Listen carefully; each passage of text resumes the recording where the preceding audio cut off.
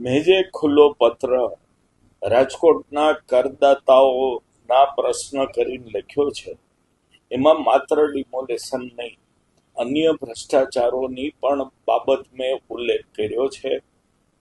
જંગલેશ્વર વિસ્તારમાં ડિમોલેશન કરવામાં આવ્યું, તેમાં પાણીનું બિલ, વિડીયોનું બિલ, એ બધું બહુ એક્સેસ, ભોજનનું બિલ ખૂબ વધારે પ્રમાણમાં મૂકવાની કોશિશ થઈ અને કરોડો રૂપિયાનો ભ્રષ્ટાચાર થયો હોય એવી એક વાત બહાર આવી. એ પછી મેયરે અને સ્ટેન્ડિંગ ચેરમેને એ બધા બિલો અટકાવ્યા. પ્રશ્ન ત્યાં નથી. જે કાંઈ વાત જાહેર કરી છે એ કટકે કટકે કરી છે કે પાણીનું 22 લાખનું બિલ, ભોજનનું આટલું બિલ, વિડીયોનું. પણ જ્યારે તમે ડિમોલિશન કરો છો ત્યારે જેસીબી પણ આવ્યા હતા, બુલડોઝર પણ આવ્યા હતા, ટ્રેક્ટરો પણ થયા છે જે ભરતી કાટમાળ ખસેડ્યો એના. આ કાટમાળ પાછો વેચાણા હોવાની વાતો પણ આવે છે. એટલે કેટલો બધો ભ્રષ્ટાચાર થયો હશે, એટલે આખો આંકડો એક સાથે જાહેર કરવાની મેં માંગણી મૂકી છે. બીજી વાત એ છે કે કોરોના વખતે જંગલેશ્વરમાં પતરા મારવામાં આવ્યા હતા.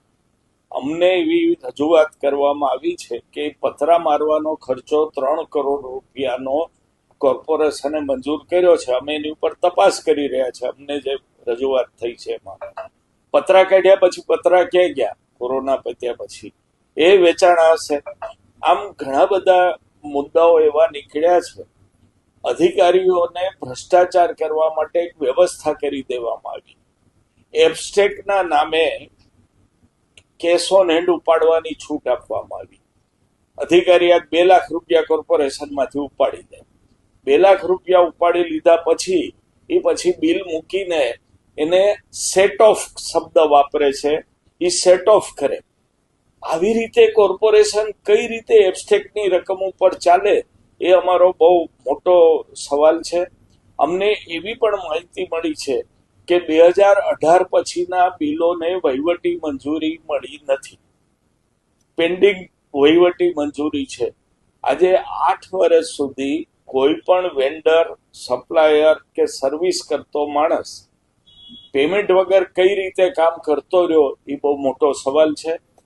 જો એવું નથી થયું અને બિલ ચૂકવાઈ ગયા છે એબસ્ટ્રેક્ટ મારફત, તો વહીવટી મંજૂરી કેમ અટકી છે? આ બધા જ પ્રશ્નો છે.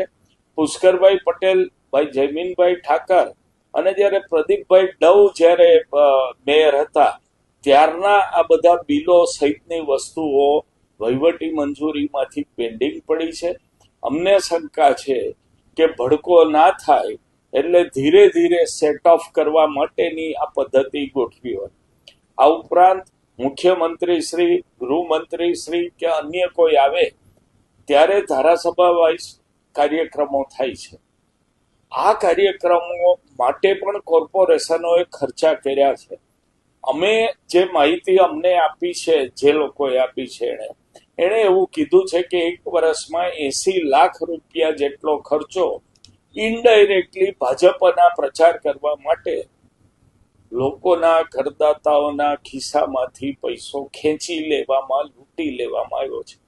આ પત્રમાં બધી વિગત છે અને મેં કહ્યું છે કે કમિશનર જો જવાબ નહીં આપે તો આવતા દિવસોમાં કોંગ્રેસના ચૂંટાયેલા કોર્પોરેટરો જનરલ બોર્ડમાં આ પ્રશ્ન રજૂ કરશે. એના જવાબ આપવા એમને માટે ફરજિયાત થશે.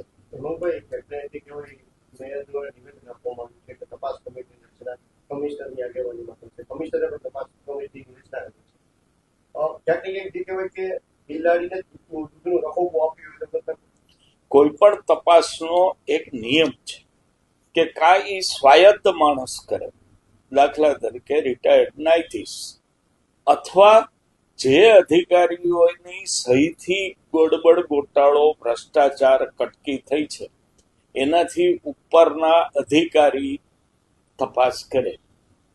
કુલડીમાં ગોળ ભાંગવા માટે મેયરશ્રીએ અને બીજેપીના લોકોએ કમિશનરની સહીથી મુકાયેલા બિલોમાં નાયબ કમિશનરને તપાસ સોંપી. આ તપાસના મૂળભૂત નિયમોની વિરુદ્ધની બાબત છે. અમે એનો વિરોધ કર્યો છે અને આજે તપાસ સમિતિ બનાવવામાં આવી છે એ લીપાપોતી અને કુંડળીમાં ગોળ ભાંગવા માટે જ બનાવી છે. કરદાતાઓની આંખે પાટા બાંધવા આ સમિતિ બનાવવામાં આવી છે.